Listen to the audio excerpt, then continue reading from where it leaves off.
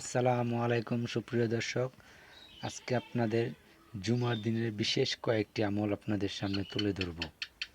ভিডিওটি মনোযোগ দিয়ে দেখেন। ১ নম্বর আমল, ফজরের সময় ঘুম থেকে আগে ওঠা। ২ নম্বর, পরিষ্কার হয়ে গোসল করা। ৩ নম্বর আমল, উত্তম পরিষ্কার কাপড় পরিধান করা। ৪ নম্বর, বাড়ি থেকে পায়ে হেঁটে মসজিদে যাওয়া। ৫ নম্বর, মসজিদের ভিতরে ইমাম সাহেবের কাছাকাছি বসা। ৬ নম্বর আমল, মনোযোগ সহকারে খুতবা শোনা।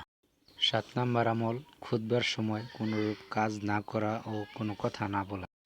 ৮ নম্বর আমল, আতর, খুশবু ও চোখে সুরমা ব্যবহার করা। ৯ নম্বর আমল, সূরা কাহফ তেলাওয়াত করা, জুমার নামাজের আগে হোক বা পরে হোক। ১০ নম্বর আমল, জুমার দিন বেশি বেশি দুরূদ পাঠ করা।